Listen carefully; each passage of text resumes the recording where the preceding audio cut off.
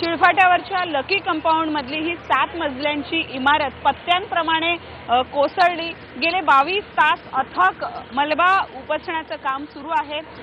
याच इमारतीच्या खालच्या मजल्यावरती क्लासेस सुरू असायचे, त्यामुळे काही विद्यार्थी शाळकरी मुलं हे या इमारतीच्या मलब्याखाली अजूनही अडकले असण्याची शक्यता व्यक्त केली जाते। पण हा प्रकार काही अचानक घडलेला नाहीये। याच परिसरामध्ये मोठ्या प्रमाणावर अनधिकृत बांधकामं पाहायला मिळतात।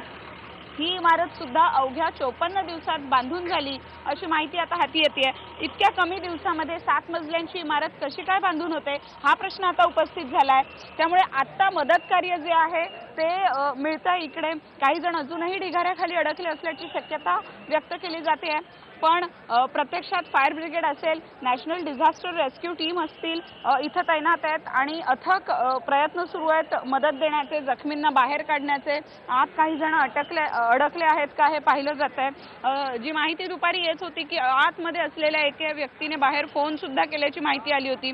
त्यामुळे काही जण अजूनही आत असावीत अशी शक्यता व्यक्त केली जाते। पण शेजारी जे बांधकाम आहे ते सुद्धा असंच अनधिकृत आपल्याला पाहायला मिळत आहे। या परिसरातली 85% बांधकाम ही अनधिकृत असल्याची माहिती आता हाती आलेली आहे। आणि समोरच जो डोंगर आपल्याला दिसतोय तिथे जर आपण पाहिलं तर तिथून खडी बाहेर काढण्याचं काम सुद्धा केलं जात होतं। कशा प्रकारे डोंगर पूर्णपणे पोखरला गेलाय आणि डोंगराच्या खालीच अनधिकृत एक स्ट्रक्चर उभा आहे।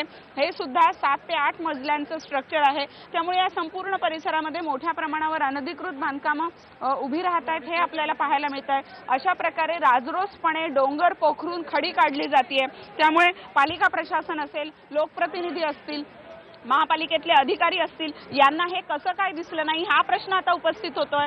32 ते 33 जणांना नाहक यामध्ये आपले प्राण गमवावे लागलेले आहेत। तर आता यासाठी नेमकं कुणाला जबाबदार धरलं जाणार आहे? संबंधित जो बिल्डर आहे तो तर आता फरार आहे। खरंच त्याच्यावर गुन्हा नोंदवला जाईल का? ठाणे महापालिकेच्या हद्दीमध्ये यापूर्वी सुद्धा अशा प्रकारे अनधिकृत बांधकाम कोसळून अनेकांना जीव गमवावा लागला होता। पण आतापर्यंत प्रत्यक्षात एकाही महापालिकेच्या अधिकाऱ्यावर कारवाई झालेली नाही, एकाही वॉर्ड ऑफिसरला जबाबदार धरलं गेलेलं नाहीये। त्यामुळे लोकांच्या मनामध्ये प्रचंड संताप आहे। अशा प्रकारे राजरोसपणे अनधिकृत बांधकामं बांधली जातात आणि लोकांच्या असहाय्यतेचा फायदा घेतला जातो आणि थोड्याशा स्वस्त दरामध्ये लोकांना घरं दिली जातात। पण एक प्रकारे लोकांच्या जीवाशी खेळण्याचा प्रकार हा महापालिका, जे कोणी अशा प्रकारचं बांधकाम करतायत ते बिल्डर्स आणि त्याचबरोबर त्यांच्याशी संगनमत करणारे पालिकेतले अधिकारी याला जबाबदार आहेत। आणि यामध्ये ज्यांचे जीव गेलेले आहेत, ज्यांचे प्राण गेलेले आहेत, त्यांना जर खऱ्या अर्थानं न्याय द्यायचा असेल तर हा बिल्डर आणि महापालिकेतल्या संबंधित अधिकाऱ्यांवरती गुन्हे दाखल व्हावेत आणि त्यांच्यावर कडक कारवाई करावी अशी अपेक्षा या संपूर्ण प्रकारानंतर आता व्यक्त होते। व्हिडिओ जर्नलिस्ट संदीप पवारसह सुवर्णा दुसाने, IBN लोकमत, मुंबई।